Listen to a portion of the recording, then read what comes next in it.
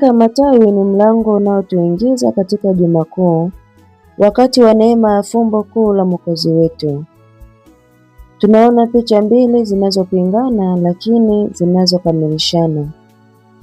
Furaha ya watu wanaompokea Yesu kwa shangwe wakisema Hosana, na baadaye kelele zile zile zinageuka kuwa asulubiwe. Hii inatufundisha kwamba moyo wa mwanadamu unaweza kubadilika kwa urahisi sana. Leo tunaalikwa kujiuliza kwamba je, mimi ni yule niliyemsifu Yesu kwa maneno tu au ninayemfuata hata katika mateso na msalaba? Katika Injili ya kuingia Yerusalemu, Yesu anaingia kama mfalme, lakini si kwa nguvu wala fahari, bali kwa unyenyekevu akiwa amepanda mwanapunda. Hii ni ishara kwamba ufalme wake si wa dunia hii, ni ufalme wa upendo, unyenyekevu na amani.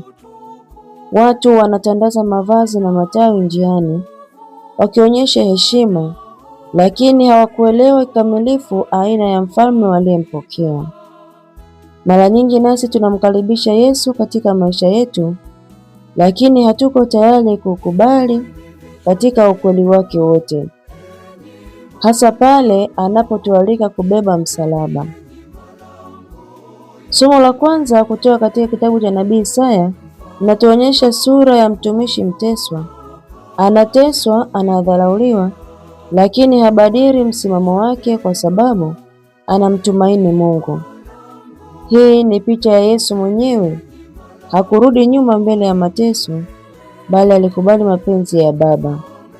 Hata katika maisha yetu, tunapokutana na majaribu, dharau au maumivu, tunaitwa kuwa na moyo kama huo, moyo unaosimama imara kwa imani, ukijua kwamba Mungu yuko nasi. Wimbo wa Zaburi unatufundisha ndani kabisa ya mateso ya Kristo. Mungu wangu, mbona umeniacha? Haya ni maneno ya uchungu, lakini pia sala ya imani. Yesu anatuonyesha kwamba hata katika hali ya kuonekana kama Mungu hayupo, bado tunaweza kumlilia na kumtegemea.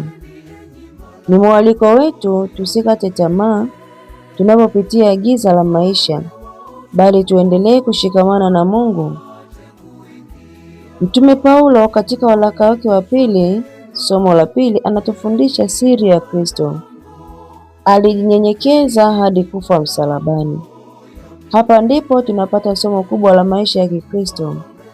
Njia ya ukweli ya utukufu ni unyenyekevu na kujitoa. Dunia inatufundisha kujikweza, lakini Kristo anatufundisha kujishusha kwa upendo. Na kwa sababu ya unyenyekevu huo, Mungu alimwinua juu na kumpa jina lipitalo majina yote. Hivyo, kila tendo la unyenyekevu tunalolifanya kwa ajili ya Mungu halipotei bure. Injili ndefu ya mateso ya Bwana wetu Yesu Kristo inatufunulia upendo usio na kipimo wa Yesu.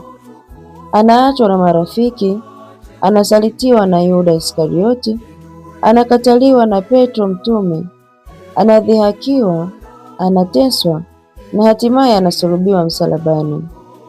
Lakini katika yote hayo, Yesu hachukii, halipizi kisasi, anaendelea kupenda na kusamehe.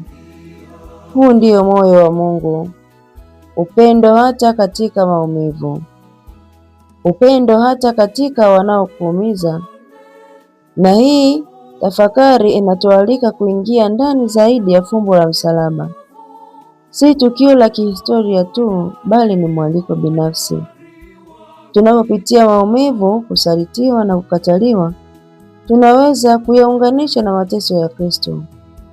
Pia tunaitwa kuacha dhambi zetu ambazo ndizo zinazosababisha mateso yake na kuanza maisha ya mateso yake na kuanza maisha mapya ya toba na upendo. Katika Dominika hii ya Matawi, tujiulize kwa dhati na kwa kina bila kujihurumia. Je, ninabaki na Yesu hadi mwisho au nitamwacha wakati wa majaribu? Tuchague kuwa waaminifu kwake, si kwa maneno tu, bali kwa maisha yetu yote. Tuanze Juma Kuu kwa moyo wa toba, unyenyekevu na upendo, tukimfuata Yesu kutoka shangwe za matawi hadi utukufu wa ufufuko. Tumsifu Yesu Kristo, na kutakia tafakari njema ya Dominika ya Matawi.